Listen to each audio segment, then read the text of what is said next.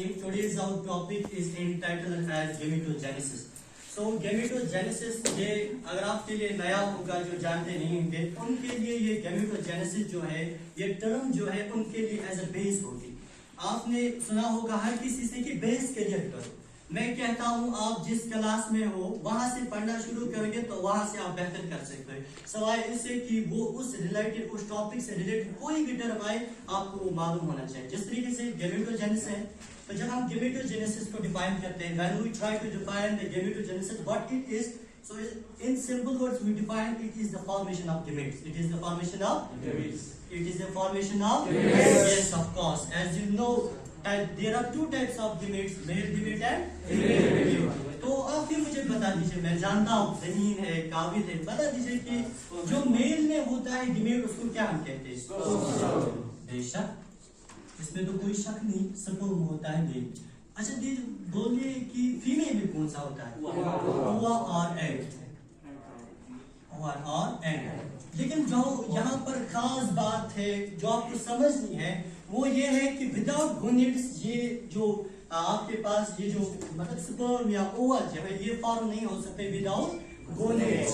तो यही मतलब यही हमको देता है इस तरीके से, मतलब यहाँ तक लाता है जिसको हम कहते हैं गेमेटोजेनेसिस।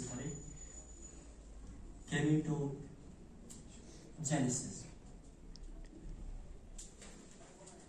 So गेमेटोजेनेसिस की जब हम बुनियाद आते हैं तो मैंने कहा कि फॉर्मेशन ऑफ गोनेड्स, और लेकिन ये बात आप याद रखना कि formation of gametes without gonads नहीं हो सकता।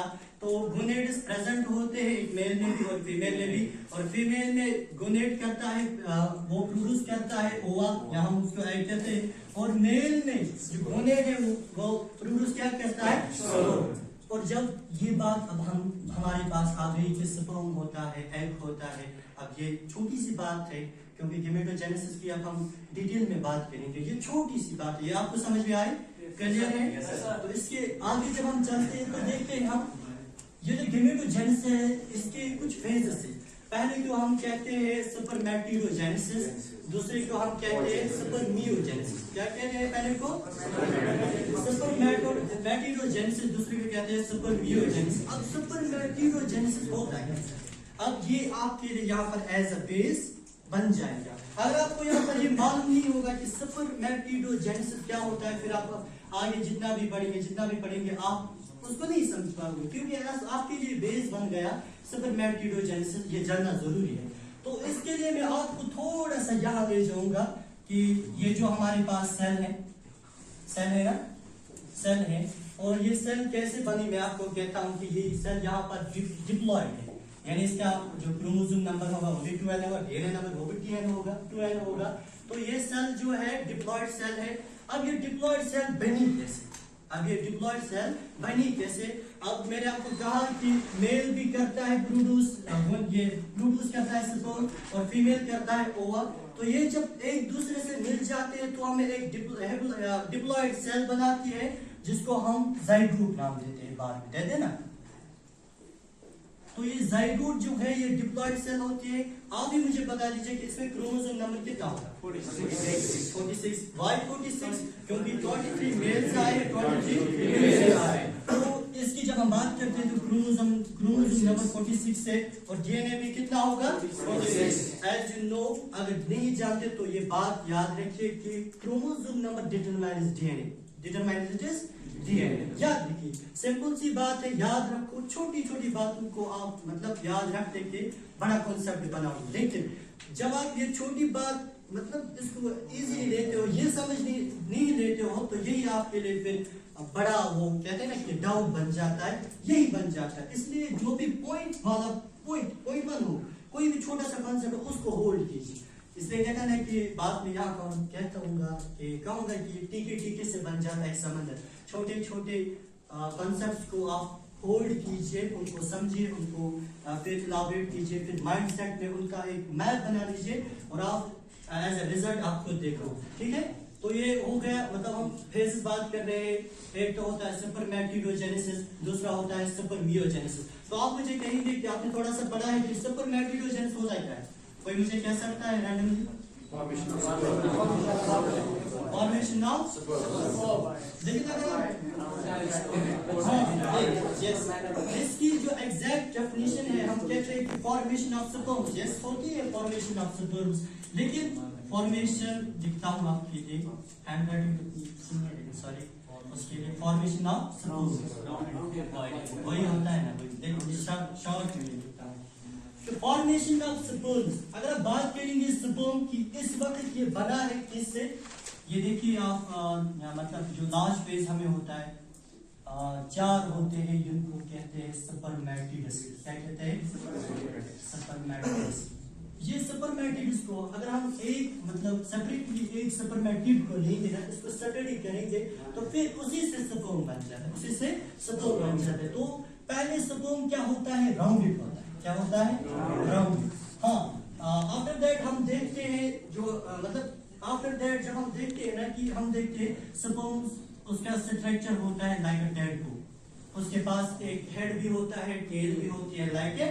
टेडपोल टेडपोल जो नहीं जानते उनके लिए बेस होगा टेडपोल हम कश्मीरी कहते हैं खास मजबूत में अच्छा हाँ वहां पर आप देख सकते हैं लाइक दिस ये स्ट्रक्चर होता है एक स्पर्म का और स्पर्म की खास बात ये है कि ये क्या होता है इस तरह की लिविंग सेल होती है क्या होती है लिविंग सेल क्योंकि हम स्पर्म को हम स्पर्मेटोजुआ भी कहते हैं स्पर्मेटोजुआ का मतलब होती है लाइफ ठीक है तो बात में कह रहा था यहाँ पर पहले स्पर्म राउंडेड या यूं कहूंगा कि टेडपोल लाइक नहीं होता पहले राउंडेड होता है क्या होता है राउंडेड फिर ये राउंडेड से इस टेडपोल में कैसे चेंज होता है ये जानना जरूरी है कैसे चेंज होता है ये जानना जरूरी है तो इसी में हम कहते हैं फॉर्मेशन ऑफ स्पर्म्स देखिए यहाँ पर ये क्या होता है राउंडेड क्या होता है राउंडेड फिर उसी से बन जाता है लास्ट पे हमें इस तरीके का स्पर्म मिलता है डेड फॉर्म में जिसका स्ट्रक्चर डेड फॉर्म होता है तो इस तरीके से हमें मिल जाता है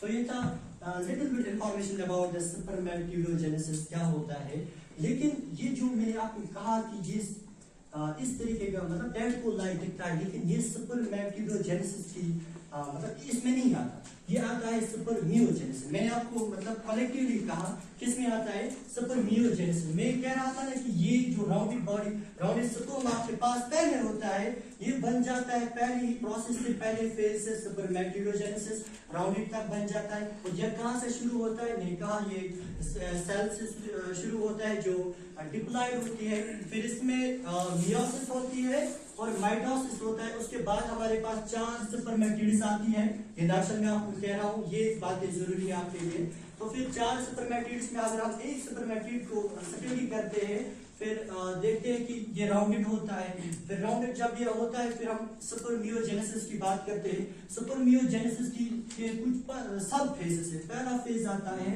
मल्टीप्लिकेशन फेज कौन सा फेज मल्टीप्लिकेशन फेज कहे या मल्टीप्लिकेशन डिवीजन कहे तो ये जो राउंडेड स्पर्म आपके पास आता है अब इसकी मल्टीप्लिकेशन होती है as the name indicates multiplication इसको डिवाइड होना है अभी ये डिप्लॉयड है फिर आफ्टर दैट ये मतलब डिप्लॉयड बन जाएगा क्या बन जाएगा डिप्लॉयड और आफ्टर दैट ये एक स्पर्मेटिड हमें 4 स्पर्म देगा कितने 4 sperm like tadpole structure having a structure tadpole like isn't it so एक स्पर्मेटिड्स 4 स्पर्मेटिड्स हमें 4 स्पर्म्स देंगे इस तरीके से लेकिन ये सब किस में आता है स्पर्मियोजेनेसिस में किस में आता है स्पर्मियोजेनेसिस में तो मैं आपको कह रहा था कि गैमेटोजेनेसिस की आप जब बात करते हैं तो इसके 2 फेज से एक फेज का नाम है स्पर्मेटोजेनेसिस दूसरे फेज का नाम है स्पर्मियोजेनेसिस जो ये पहला फेज है स्पर्मेटोजेनेसिस में कहा कि पहले सेल होती है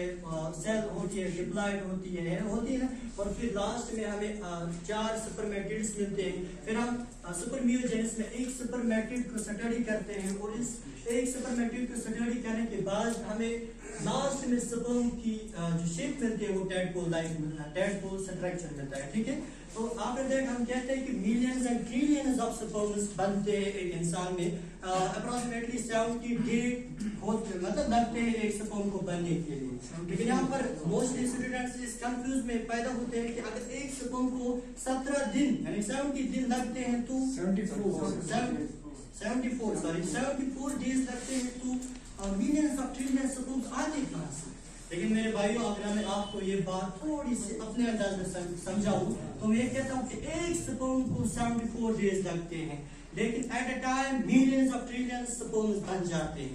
तो इसकी वजह से जब फॉर्मेशन ऑफ स्पर्म ज्यादा होती है तो may be sometimes it ejects normally, so that is another case we won't discuss here.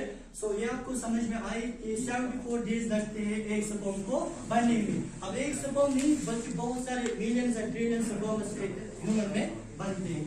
So I think it is enough from this topic that is entitled as gametogenesis. Hope you enjoy. Thanks for watching.